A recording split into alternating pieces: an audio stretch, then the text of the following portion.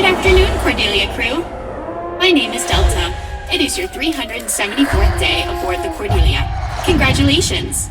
You are making Sienna Allure proud.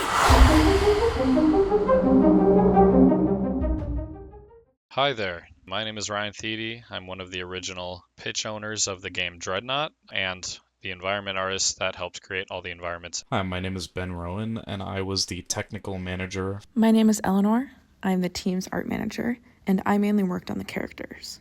My name is Samuel Lambert, and I am one of the hard surface modelers and what is effectively our subject matter expert for submarines. My name is Gabe Anderson, and I worked as a 3D modeler, level designer, and animator. Dreadnought is a two-player asymmetric co-op game where players must work together to keep a submarine from sinking as they are actively being hunted by a large sea creature. The players are working for Sienna Allure, a luxury goods company looking for their next big-ticket item.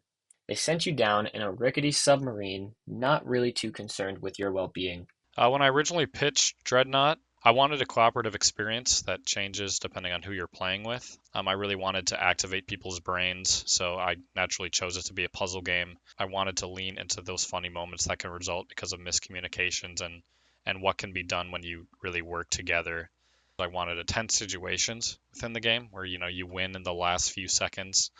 I want you to finish the game and then just be like, wow, that was close, or let's play again.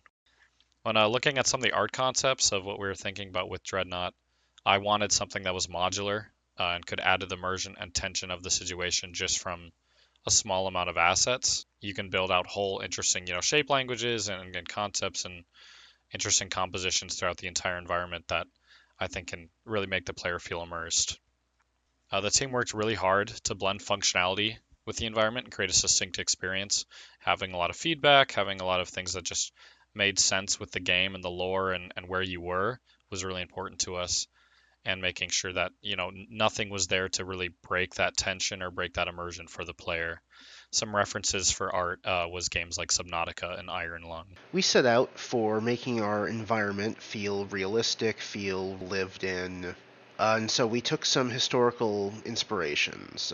One example of that would be the George Washington class ballistic missile submarine. These choices led to a number of influences in how we made our design. As we wanted things to feel cramped without being too claustrophobic for a game, we scaled up the internal environment about 2 times. This gave us the freedom to increase the level to the scale we wished, but it also still kept somewhat of a restriction for the player. So you end up with that feeling while still being a playable environment. And as part of that playable environment, we had to work the various bulkhead doors you'd see in submarines into it. While the actual breakup of the ship is not that realistic, it's gamified so that you have these clear routes that you are required to go through. The doors will close as damage occurs, so it still feels right while still being gamified. We really wanted to make sure that the players could project themselves onto the characters, but we still wanted them to have personality. So designing characters that had personality but not identity was an interesting challenge that I've never had to do before.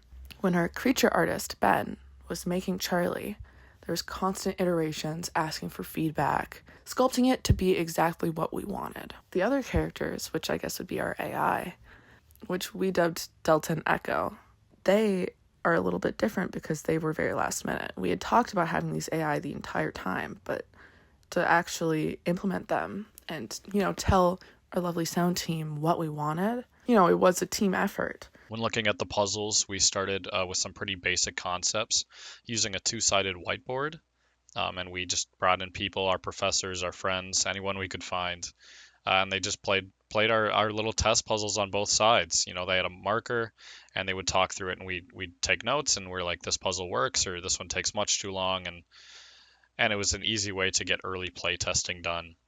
We took a lot of reference from games like Keep Talking and Nobody Explodes, We Were Here, Among Us, to name a few. The networking that we use for Dreadnought is a peer-to-peer host-to-client connection. So you directly connect to one player and they serve as the host. Setting up networking was a big challenge, especially for a bunch of people like myself who had never really done anything networked in the past. A lot of the challenges that we had faced came in the form of setting everything that we had up to work on both the host and client. So being able to discern what works and what doesn't from different aspects of the game and studying those and applying those to different places as needed was really integral into figuring out this networking problem that we had. The audio in Dreadnought was mainly inspired by Subnautica, The Hunt for Red October, Alien, and 1980s pop music. The most interesting implementation of audio we have is through the radio, because it does a little bit of everything. You've got your 1980s pop music, but you also have commercials and news that kind of tells the story of Dreadnought and lets the players know why they're in the situation they're finding themselves in. To create the audio we needed, we had the privilege of working with Berklee College of Music out of Boston. We shared our pitch, wrote scripts, and shared our inspiration, and then they made the magic happen, all of which they also helped implement into Engine using a program called Wise. Overall, we could not have been happier with how everything turned out. As a developer, you want to make something that people really resonate with and people really understand. And I couldn't have been more thrilled and humbled by watching people play the experience. I couldn't have asked for a better team. And on behalf of all of us, we hope you enjoy Dreadnought.